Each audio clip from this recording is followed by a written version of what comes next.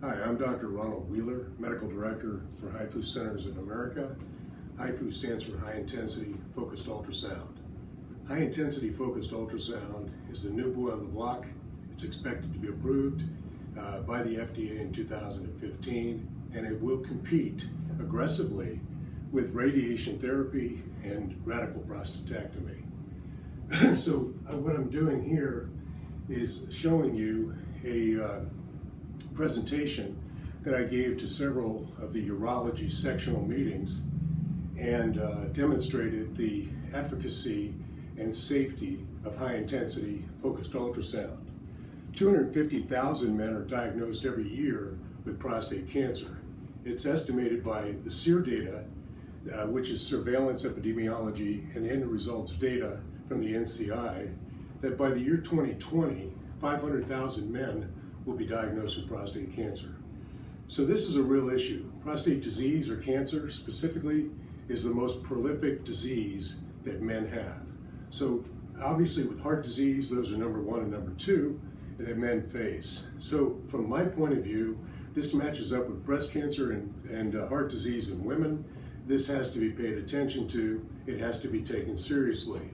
The reason I say it has to be taken seriously is, in my opinion, in more than 20 years as a practitioner, I don't believe that we've been able to do all that we need to do to help men with prostate cancer. High intensity focused ultrasound has been available around the world for almost 25 years. The FDA has dragged their feet, the government has intervened, it's been political, it's been persuasional, and it has been a situation where the best treatment available for prostate cancer has not been presented, or is not allowed to be presented to patients in the United States for treatment in the United States. That said, what this poster demonstrates is the efficacy and safety by a wide margin over radical prostatectomy and radiation therapy specifically. So as we look at this particular poster, this points out the need for men to get their PSA tested. They need to know their number. It's a blood test. You don't need a digital rectal exam. In my opinion, if your PSA is elevated higher than 2, I suggest that you get a digital rectal exam done just to check yourself out to see how things are going. But anytime that men have a PSA of 1.0 or higher, data that I presented at the NIH in 2000 demonstrates that men have prostatitis. Prostatitis is a precursor disease to prostate cancer, and the cycle continues. So men need to pay attention to this. Prostate cancer does not hurt. You've got to get out. You've got to get your PSA tested. You got to know the number. You can't just let your doctor know the number. You need to take charge of your disease. 30,000 men or so die per year from prostate cancer, but the misery that is put into the lives of those men that are diagnosed with prostate cancer, the uncertainty of what their life will be like later, is unbelievably important to each and every human being in the United States and beyond, throughout the world. So this is a matter of utmost importance, and we want to talk about the issues. There's two names that come up for me. One is the Capture data in Agarwala, which is data out of 2008. It's community data that was put together on radical prostatectomy and radiation, and also Anthony D'Amico, who's up in the Boston area, and his data. If you're looking for references to compete versus HIFU, those are the references that you should take a look at. When doctors tell you they do this or do that with a procedure, unless they can show you a very competitive analysis of what their treatments are all about, and they want to compete with my data as an example for your cure, hopeful cure from prostate cancer, that's the only way you can judge. You can't have a doctor tell you, I'm going to do the best that I can, and you have to hope that he's going to do a great job for you. We are all well-intentioned as physicians, but some of us are a little better knowing of what's available and what is best for the patient. And in this regard, high-intensity focused ultrasound, I will demonstrate to you today in this video, is far superior to what we've had in the past, namely radiation and radical prostatectomy. Before I get into this poster, I want to just say, the fact is that if you think that robotics prostatectomy with the Da Vinci is a stellar procedure, you might think that it's a sexy procedure. You might think that it's neat that we can do things from a distance and still make those things happen within your body through instruments under our finger control. I understand that you might think that way, but the results are demonstrated through Sloan Kettering and others that have demonstrated convincingly that no matter how you do a prostatectomy, the results from the prostatectomy are identical. So as we look at this, we may realize that maybe doing CAT scans and bone scans in an effort to stage a patient is not the way to do it. I would suggest or submit to you today that that is not the way to do it. The way to do it is through an MP, multiparametric magnetic resonance imaging scan, using a 3T magnet without a coil. So when you look at the data here and the data that you yourself will get associated with you and with a rising PSA is all associated with the effectiveness of the treatment given based on the diagnostics that were performed. So every male that has an elevated PSA, whether you choose to do a biopsy or you choose not to do a biopsy, that will be your decision. United Healthcare has stated in 2015, January, that if you choose to be diagnosed with prostate cancer, a 3T MP MRI is equivalent to a biopsy. That says you don't need to have a biopsy to prove prostate cancer. So you now know that you are in charge of making your decision. So you need to make your decision. Just like we're looking to get people involved in our government these days through the politics of what goes on, and you hear Donald Trump stand up and talk very profoundly about what he's going to do to bring America to a better place and enable that. I personally am going to bring prostate cancer treatment to a better place. And with me are going to be hundreds of patients, thousands of patients, tens of thousands of patients that are ultimately going to be affected by the excellence that we perform at HIFU Centers of America, which is coming to the US. With that stated, I want to talk a little bit more about this poster. And specifically what I'm looking at in this poster is I'm trying to achieve cure in a patient for sure, but I'm trying to predict that I can do that predictably. So in effect, what I can tell you is the sweet spot study, which is noted here and supported by Creighton University School of Medicine, we have demonstrated that if your PSA is 8.5 or less, that you have a 99% chance of being cured from high intensity focused ultrasound. There is no other therapy, none, zero, that predicts with that kind of certainty the outcome of your procedure. So I encourage everyone to take a look at high intensity focused ultrasound. I can tell you that when you look at things like proton beam as an example, I came from a recent discussion at the Florida Medical Association that compared IMRT that was done at Sloan Kettering and proton beam, which was represented at the University of Florida. Both proton beam and IMRT did okay in intermediate grade cancers. Intermediate grade cancers are cancers that are a Gleason score of 7. So that would be a 3, 4, 7 primarily. I believe that 4, 3, 7 is an aggressive cancer, and that can be shown. But nonetheless, a 3, 4, 7 was utilized, and probably 4, 3 in that study that was reviewed with me from those two institutions. But what they showed is in the aggressive cancers, which are 4, 3, 7, in most cases everybody would recognize that. That would be a PIRADS of 4 or 5 on the radiology side of determining the grade of the disease and subsequently stage of disease with the MP-MRI, as I was stating.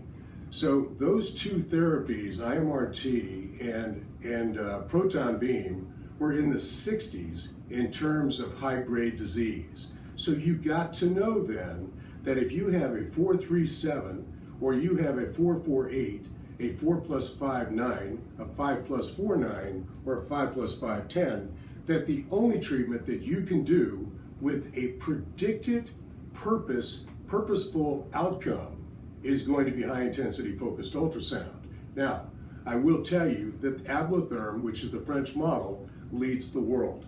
That's the machine that I use. I've utilized both technologies, and I can simply tell you that from January 2013, 2.5 years now, we've been looking at a specific application of energy to the prostate, and we've had only one failure. And I already know why that one failure took place. But with really more than 100 patients, 150 patients or so in that particular study, I can tell you that given all that data, we know now that we can predictably tell you that we can cure prostate cancer. So all people in the world, all caregivers in the world, all oncologists, all surgeons, all radiation oncologists need to understand that you are going to be picked on going forward. You cannot demonstrate this kind of data. I've just stated what took place at the Florida Medical Association and what was described there. You can't tell me that you're going to do better than they can do. That's Sloan Kettering, and that's the University of Florida and proton beam. So it doesn't get better than that. So if you think you can do better than that, you need to step up and you need to challenge me. So we'll challenge each other as to efficacy and safety for the patient, and we have to look at side effects. When you look at side effects, the side effects are 5. Incontinence, impotency, bowel injury, inability to get all the cancer, and urethral narrowing or urethral stricture. All treatments will be affected with those side effects. They'll be associated with those side effects. I can tell you from more than nine and a half years of experience with high intensity focused ultrasound that we have an absence of impotency long term. We have an absence of incontinence long term. We have no rectal fistulas in primary treatments. We have absolutely no inability to get all the cancer. So in other words, in every case, we're able to get all the cancer and get rid of it and prove that it's gone by virtue of a biopsy if that's chosen, or by virtue of an MP-MRI that demonstrates an absence of cancer in the prostate. And then finally, stricture disease is usually defined as around 20% worldwide. We're looking at ways to decrease that going forward. So to come in with cancer, to know that your life is threatened, to know that your future is threatened, with tremendous expenses going forward, failure of radical prostatectomy, subsequent radiation, chemotherapy, well over $100,000, probably closer to $150,000 as you live your life and your life is on a decline. We want people to be potent. We want people to be important. We want people to be dry. We want people to be confident. We want men to get on with their lives, and we want men to know that there is a difference, and this is the difference. High intensity focused ultrasound is the difference.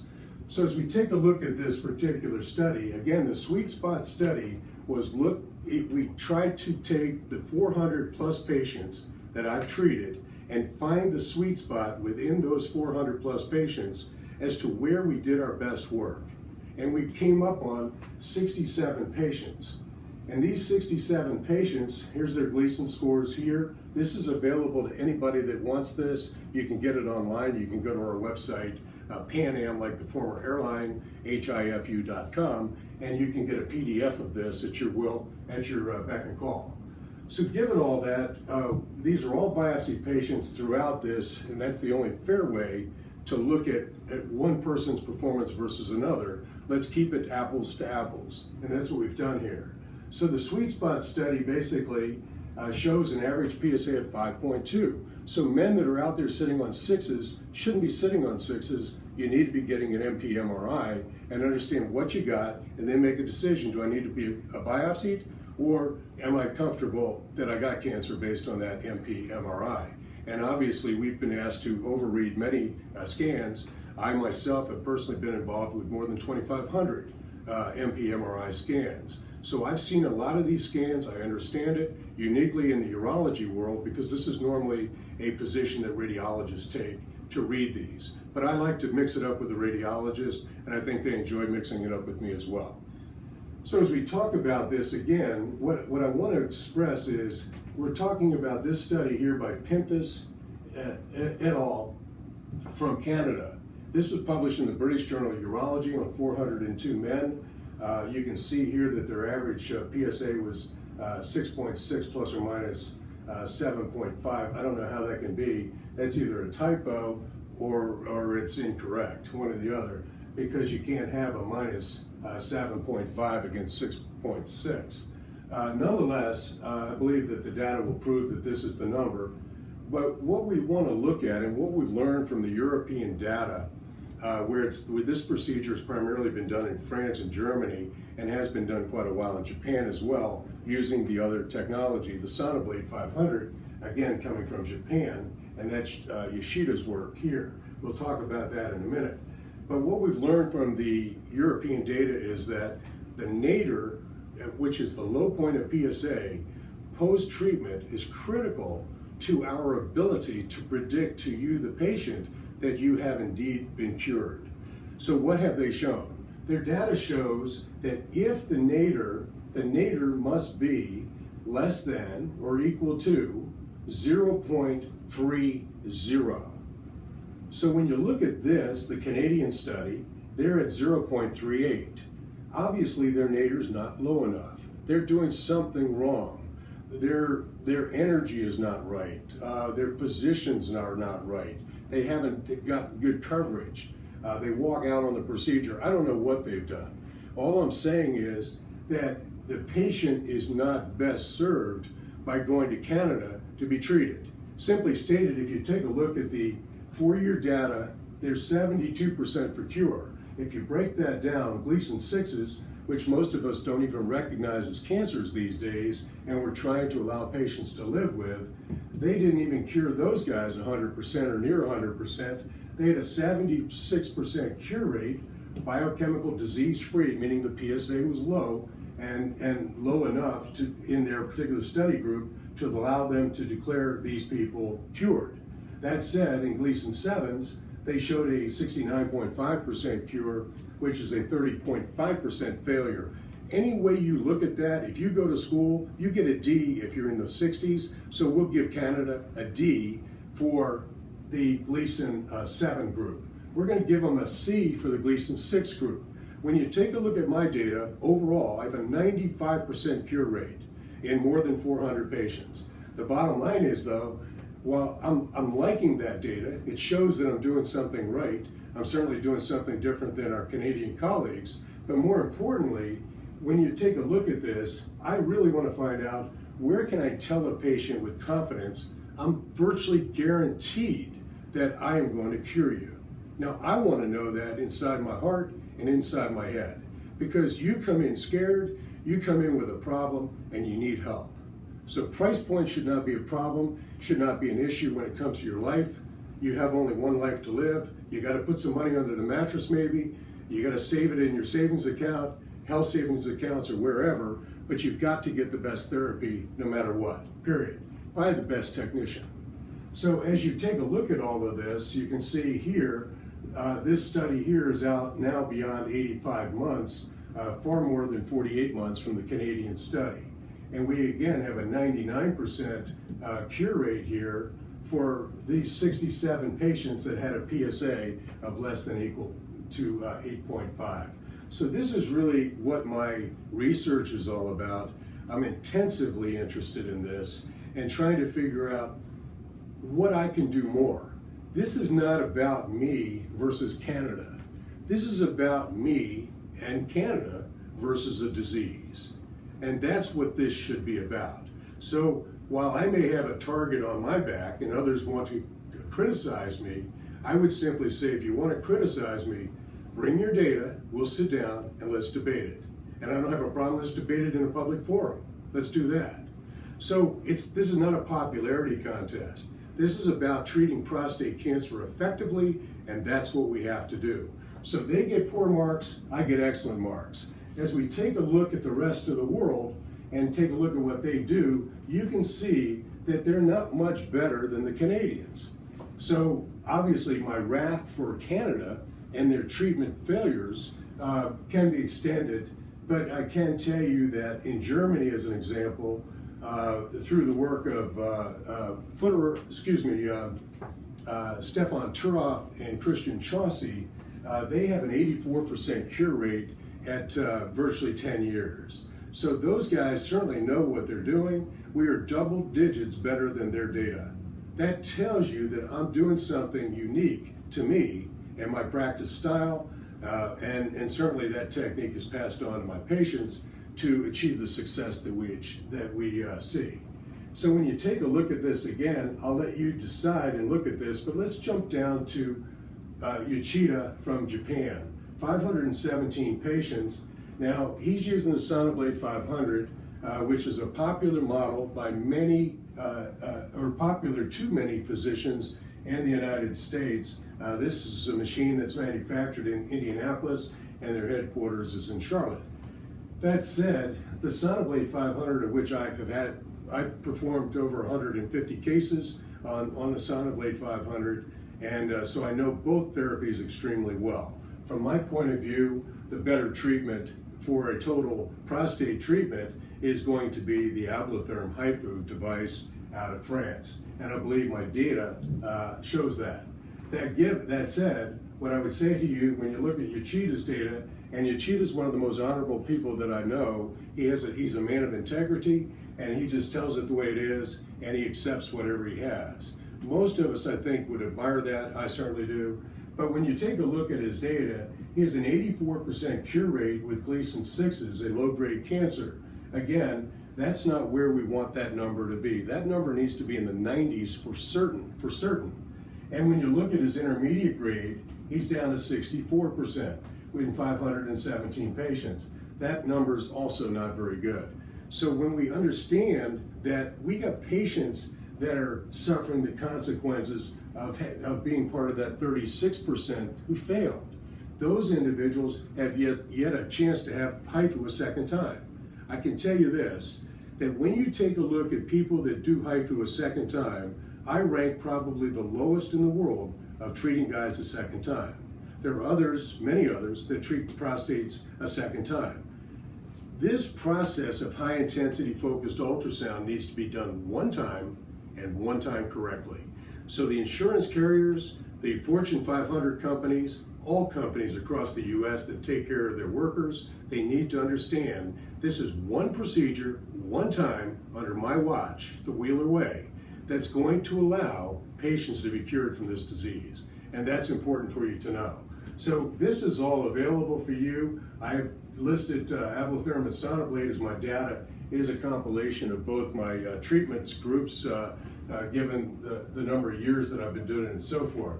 But we've explained all of these things herein in this. We've talked about the selection of patients, but now the rest is up to you. You're the patient, your wife is at home, maybe she hooks up with this YouTube video and she listens to this. She needs to get you, the man of the family, to go and get a blood test. No PSA blood test should be drawn until you are at least 2 days without sexual activity. You go and simply have a blood test. After that, if I know what your PSA is, I'm going to know what your health path looks like. So the pathway that you are going to be defined by has already been determined by the PSA that you own. So I would say take a look. I've written a book, Men at Risk, and you can actually go to our site, menatrisk.net. You can purchase it. It's very inexpensive on a tablet. There's lots of information in that book. It's highly acclaimed by the people that read it. I think it's a reasonable expression of what I know and understand and would acknowledge. So therefore, it's an opportunity for people to learn for themselves, get educated. Feel free to reach out to me whenever you can. If I have opportunity, I certainly want to reach back out to you and help you out. We have staff that are here to help you as well. Pan Am HIFU is my branch of HIFU, if you will, and part of, if you will, HIFU Centers of America. So with that, and with doctors that are going to accept and understand what I'm doing, we are going to achieve greatness. We are going to take procedures such as external beam radiation therapy and radical prostatectomy that is in the 70 to 77% cure rate for radical prostatectomy, and external beam has a 37% cure rate in the capture data. When you look at those kind of results, those are abysmal. Nobody deserves to go in and have that kind of treatment outcome. That's like somebody's trying to put a tourniquet on your arm because you've got a gash in your arm, and they put it below, they end up putting it below the gash instead of above the gash. So you can't have that kind of work done. You can't accept it. You have to research. People that research are going to be in the know. People that are in the know are going to get the best results. So with that, I wish you well. We'll talk about another topic another day, but for today, that's my message. Get your PSA. If your PSA is greater than 2, you've got to get an MP-MRI. You have a choice about biopsy. Biopsy is still the standard of care, albeit I think it's a 10 standard. It's not a gold standard. So obviously it's something that needs a lot of work and it needs to be improved. We have indeed improved upon it because we have MP-MRI using a 3 Tesla magnet.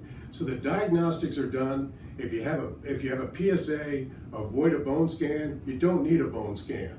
Why don't you need a bone scan? Because Osterling's work out of Michigan showed that if your PSA is less than 20, you have a virtual 0 chance that your bones are involved. So why should you get that extra radiation, and why should you be put through a test, waste your time when the test is predictably going to be negative in those individuals? The American Urologic Association has come out and supported that as well.